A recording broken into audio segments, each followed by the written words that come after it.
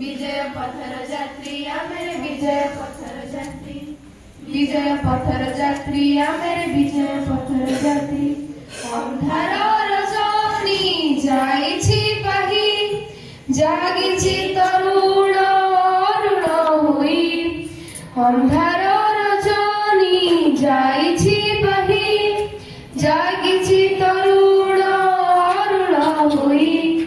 जागृतिर नभ किरण विभव, जागृतिर नभ किरण विभव, जगने जाइछि माती।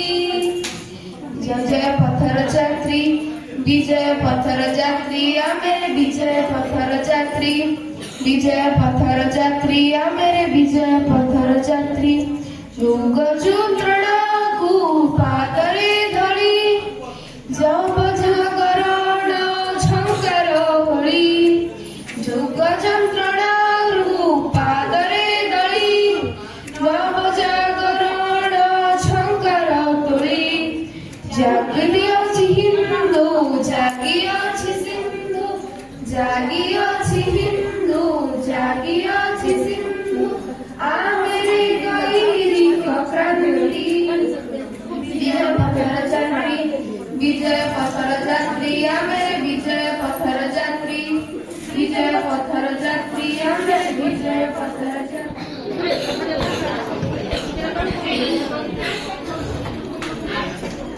कर्पूर गौरम करुणावतारम,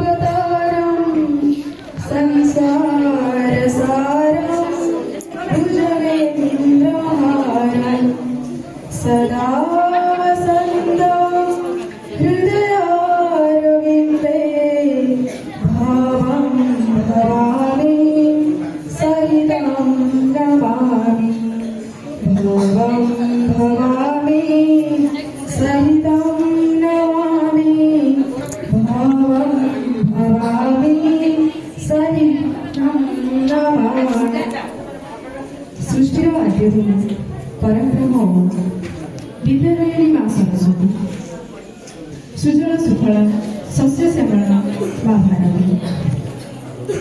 निकटरे मोर कोटि कोटि प्रणाम जनाई आज अतिथि परिचय कार्यक्रम को आग बढ़ाऊँ। आज पवित्र दिवस जो महानुभव यही जुग जनों निकट में प्रतिभा प्रज्वलन कर कार्यक्रम को आगक नहीं आज्ञाकर परिचय रखुची, जहाँ को आम बहुत भल भाव जानी से आम सहित निबिड़ भाव जड़ित। से होती आम विद्यालय वरिष्ठ आचार्य श्रीमती मुक्तिमाला लेंका महोदय। आज्ञा को आज दिवस रे अनेक अनेक शुभेच्छा और अभिनंदन। एठारे उपस्थित थिबा समस्त आचार्य आचार्य भाई भाई मानक आज दिवस अनेक अनेक शुभेच्छा और अभिनंदन। यह सहित एठारे उपस्थित थिबा समस्त श्रद्धेय शिशु भाई भाई मानक आज दिवस अनेक अनेक शुभेच्छा और अभिनंदन। परिशेष समस्त विद्यालय परिसर में समस्त आचार्य आचार्य एवं समस्त अभिभावक अभिभाविका मान स्वागत जनाई आज अतिथि परिचय कार्यक्रम को शेष करुच्ची। भारत माता की जय। सृष्टिर आद्यध्वनि नादब्रह्म, सुजल सुफला शस्य श्यामला रत्नगर्भा माँ भारती। आज दिनर महानायक स्वामी विवेकानंद जी, प्रधानाचार्य महोदय, सह प्रधानाचार्य महोदय, मोर सहकर्मी सान बड़ भाई भौणी तथा श्रद्धेय स्नेहर कुनि कुनि पिला आज हूँ स्वामी विवेकानंद जन्मदिन। यही परिप्रेक्षी मोर अनेक अनेक शुभेच्छा अभिनंदन।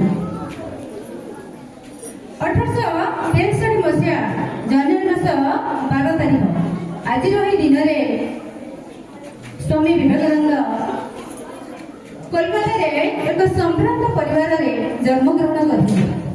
ତାଙ୍କର ପିତାଙ୍କର ନାମ ଥିଲା ବିଶ୍ୱନାଥ ଦତ୍ତ ଆଉ ତାଙ୍କ ମାତାଙ୍କର ନାମ ଥିଲା ଭୁବନେଶ୍ୱରୀ ଦେବୀ। ତାଙ୍କ ମାତା ଭୁବନେଶ୍ୱର ଦେବୀ ଧର୍ମ ପାରାୟଣ ଥିଲେ ଆଉ ଦାନଶୀଳ ମଧ୍ୟ ଥିଲେ। ତାଙ୍କର ବହୁତ ଦିନ ଧରି କୌଣସି ସନ୍ତାନ ସନ୍ତତି ନଥିବାରୁ ସେ ବୀରେଶ୍ୱର ମହାଦେବଙ୍କୁ ପୂଜା କରିକିରି ଏହି ସ୍ୱାମୀ ବିବେକାନନ୍ଦଙ୍କୁ ପାଇଥିଲେ ବୋଲି ସେ ତାଙ୍କୁ ସ୍ନେହରେ ବିଲୁ ବୋଲି ଡାକୁଥିଲେ। ସେତେବେଳେ ଛୋଟ ହୋଇଥିଲେ ସେତେବେଳେ ମା ତାଙ୍କୁ ରାମାୟଣର କାହାଣୀ କୁହନ୍ତି, ହନୁମାନଙ୍କ ବିଷୟରେ କୁହନ୍ତି। ହନୁମାନ ଅମର, ସେ କଦଳୀ ଖାଇବାକୁ ସୁଖ ପାଆନ୍ତି, ଏଇଭଳି ଅନେକ କଥା ତାଙ୍କୁ ଶୁଣାନ୍ତି କାହାଣୀ। ଥରେ ସେ କଣ କଲେ ନା ଯାଇକିରି ବାରି ପଛର କଦଳୀ ବାଡ଼ିରେ ସେଇ ଚକା ପକେଇ ବସନ୍ତି, ହନୁମାନ ଆସିବେ ଆଉ କଦଳୀ ଖାଇବେ ଆଉ ସେ ତାଙ୍କୁ ଦେଖିବେ। ଏଇଭଳି ଏମିତି ରାତି ହେଇଗଲା, ସମସ୍ତେ ଖୋଜିଲେ କୁଆଡେ ଗଲେ, ଦେଖିଲା ବେଳକୁ ସେ କଣ ଯାଇ କଦଳୀ ବାଡ଼ିରେ ବସିଛନ୍ତି। ଏଇଭଳି ପିଲାଦିନରୁ ସେ ବହୁତ ବିଚକ୍ଷଣ ଥିଲେ ଆଉ ତାଙ୍କର ପିଲାଦିନର ନାମ ମଧ୍ୟ ନରେନ୍ଦ୍ର ଥିଲା। ସେ ଛାତ୍ର ଭାବରେ ଥିଲେ ବିଚକ୍ଷଣ, ଅତି ସହଜରେ ପାଠ ସବୁ ତାଙ୍କର ମନେ ରହିଯାଏ। ପାଠ ପୁସ୍ତକ ବ୍ୟତୀତ ଆଧ୍ୟାତ୍ମ ଜ୍ଞାନ ବୃଦ୍ଧି ନିମନ୍ତେ ସେ ପାଶ୍ଚାତ୍ୟ ଦର୍ଶନ ଶାସ୍ତ୍ର ଗୁଡ଼ିକୁ ଅଧ୍ୟୟନ କରିଥିଲେ। ତାଙ୍କର ସ୍ମରଣ ଶକ୍ତି ଅତ୍ୟନ୍ତ ପ୍ରଖର ଥିଲା। ସେ ଥରେ ଯାହା ପଢୁଥିଲେ କି ଶୁଣୁଥିଲେ ସବୁଦିନ ପାଇଁ ତାଙ୍କର ମନେ ରହିଯାଉଥିଲା।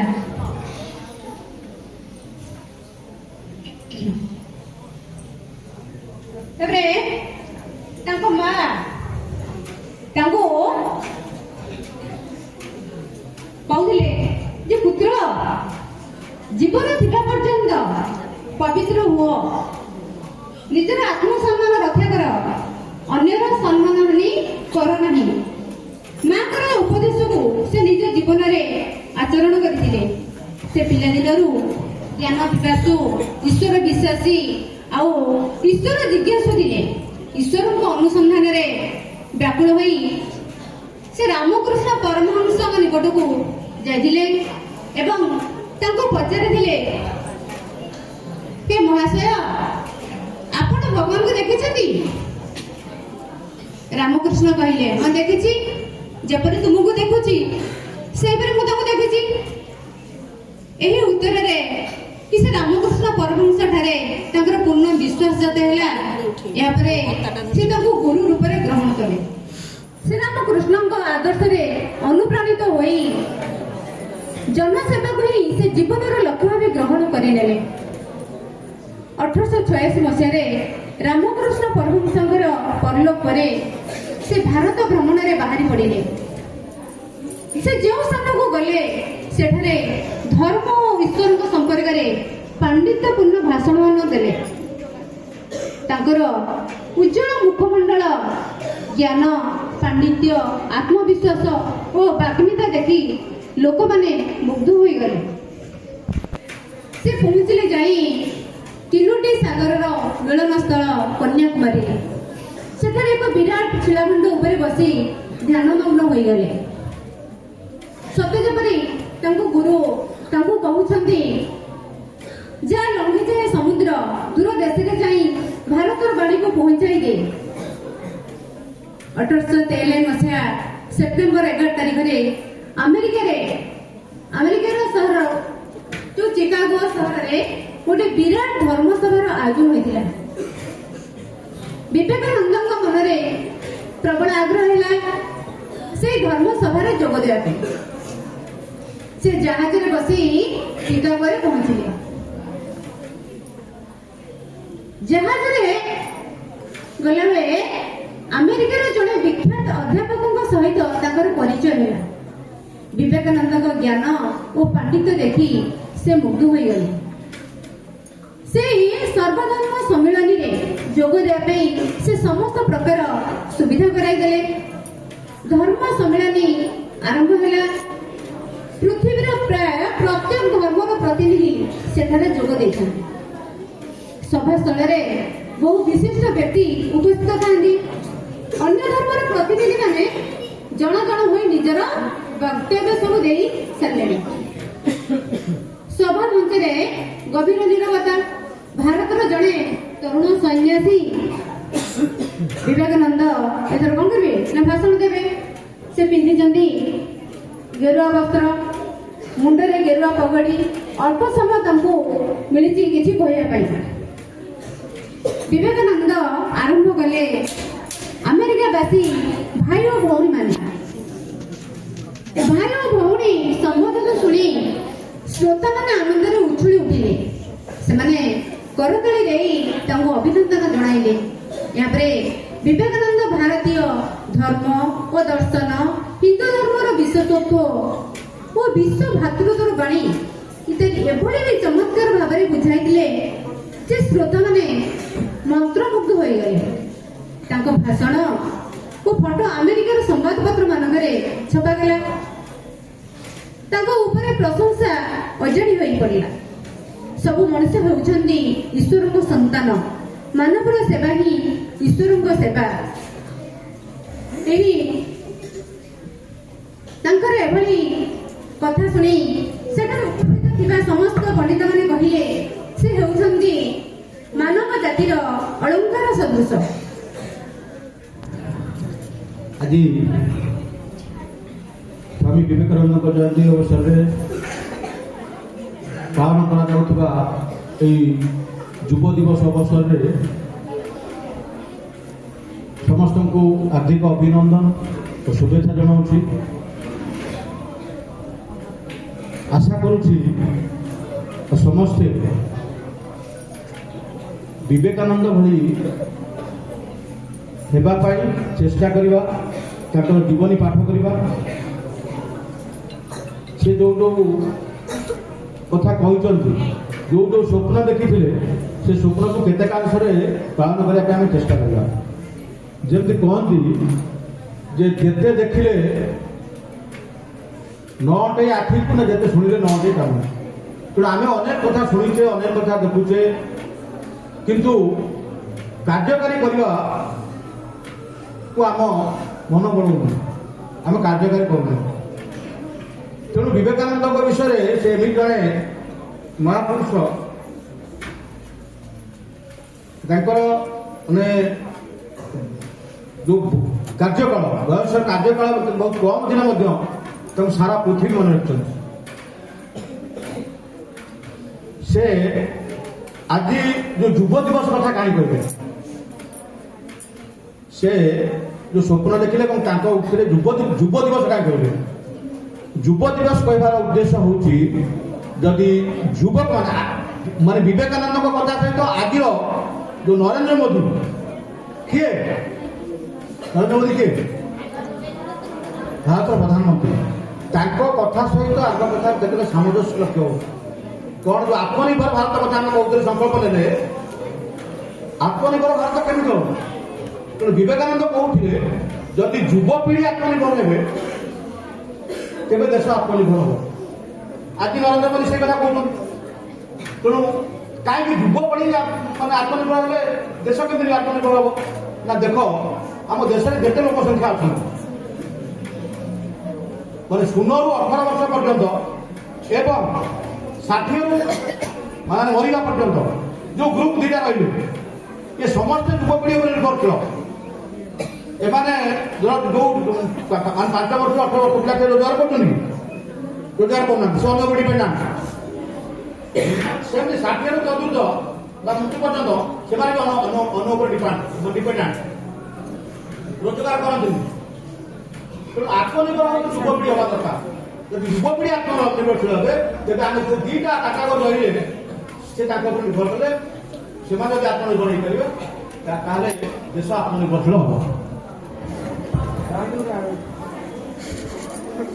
विद्यादायिनी माँ सरस्वती, परम ब्रह्म ओम, चिरसबुज भारत माता, ବିବେକାନନ୍ଦ 85 ମାନନୀୟ ଶ୍ରୀମତୀ ମୁକ୍ତିମାଳା ଲେଙ୍କା ମହାଶୟ, ଏଠାରେ ଉପସ୍ଥିତ ଥିବା ପ୍ରଧାନ ଆଚାର୍ଯ୍ୟ, ସହପ୍ରଧାନ ଆଚାର୍ଯ୍ୟ, ମୋର ସହକର୍ମୀ ଏବଂ ମୋର ଶ୍ରଦ୍ଧେୟ ଶିଶୁ ଭାଇ ଭଉଣୀ, ଆଜିର ଏହି ପବିତ୍ର ବିବେକାନନ୍ଦଙ୍କ ଦିବସରେ ମାନନୀୟ ଶ୍ରୀମତୀ ମୁକ୍ତିମାଳା ଲେଙ୍କାଙ୍କ କରକମଳରେ ଦୀପ ପ୍ରଜ୍ୱଳନ କରି ଆଜିର ଏହି କାର୍ଯ୍ୟକ୍ରମକୁ ଆଗେଇ ନେଇଥିବାରୁ ଏବଂ ତାଙ୍କର ହୃଦୟସ୍ପର୍ଶୀ ଭାଷଣ ଦେଇଥିବାରୁ ବିଦ୍ୟାଳୟ ତରଫରୁ ବିଶେଷ କରି ମୋ ତରଫରୁ ବିଶେଷ ଧନ୍ୟବାଦ। ଆଜିର ଏହି ପବିତ୍ର ଦିବସରେ ଆମ ବିଦ୍ୟାଳୟର ମାନନୀୟ ଶ୍ରୀଯୁକ୍ତ ପ୍ରଧାନ ଆଚାର୍ଯ୍ୟ ରମାକାନ୍ତ ମହୋଦୟଙ୍କୁ ତାଙ୍କର ହୃଦୟସ୍ପର୍ଶୀ ବୌଦ୍ଧିକ ଏବଂ ଆଶୀର୍ବାଚନ ପାଇଁ ମୋ ତରଫରୁ ବିଦ୍ୟାଳୟ ତରଫରୁ ଧନ୍ୟବାଦ ଅର୍ପଣ କରୁଛି। ଏଠାରେ ଉପସ୍ଥିତ ଥିବା ମୋର ସହକର୍ମୀ ଏବଂ ଶ୍ରଦ୍ଧେୟ ଶିଶୁ ଭାଇ ଭଉଣୀମାନଙ୍କୁ ବିଦ୍ୟାଳୟ ତରଫରୁ ମୋ ତରଫରୁ ଅଶେଷ ଧନ୍ୟବାଦ ଅର୍ପଣ କରି ମୋର ଏହି ଧନ୍ୟବାଦ କାର୍ଯ୍ୟକ୍ରମକୁ ରଖୁଛି। ଭାରତ ମାତା କି ଜୟ।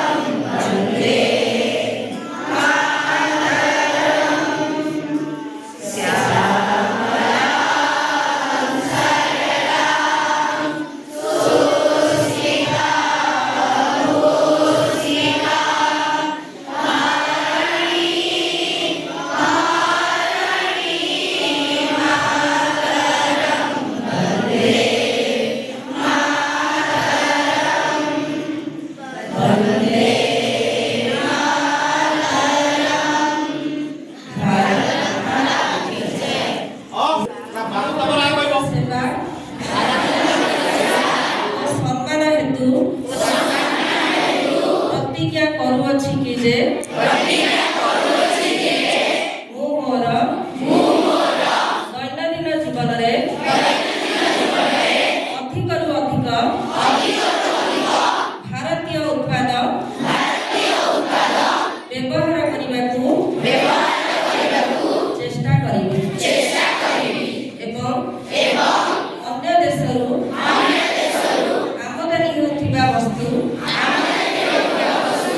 ବଦଳରେ ଦେଶୀୟ ବସ୍ତୁକୁ ବିକଳ୍ପ ରୂପରେ ବାଛିବି। ମୋର ଘରେ କାର୍ଯ୍ୟକ୍ଷେତ୍ରରେ ଏବଂ ସମାଜରେ ଭାରତୀୟ ଉତ୍ପାଦକୁ ପ୍ରାଥମିକତା ଦେବି ଏବଂ ଗ୍ରାମ କୃଷକ ତଥା କାରିଗରଙ୍କୁ ସମର୍ଥନ କରି ମୁଁ ସ୍ଥାନୀୟ ଉତ୍ପାଦ ପାଇଁ ପ୍ରାଥମିକତା ଦେବି। ମୁଁ ଯୁବପିଢ଼ି ଏବଂ ପିଲାମାନଙ୍କୁ ସ୍ୱଦେଶୀ ଗ୍ରହଣ କରିବାକୁ ଉତ୍ସାହିତ କରିବି ଏବଂ ନୂଆ ପିଢ଼ିକୁ ଏହାର ମହତ୍ତ୍ୱ ବିଷୟରେ ଜଣାଇବି। ମୁଁ ମୋର ପରିବାରରେ ଏବଂ ସାମାଜିକ ଜୀବନରେ ଭାରତୀୟ ଭାଷାକୁ ବ୍ୟବହାର କରିବି। ମୋ ପରିବେଶ ପ୍ରତି ଯତ୍ନବାନ ହେବା ସହିତ ସ୍ୱଦେଶୀ ଏବଂ ପରିବେଶ ଅନୁକୂଳ ଉତ୍ପାଦକୁ ବ୍ୟବହାର କରିବି ଏବଂ ନିଜ ଦେଶର ପର୍ଯ୍ୟଟନ କ୍ଷେତ୍ରକୁ ପ୍ରାଥମିକତା ଦେବି। भारत माता की जय। उपस्थित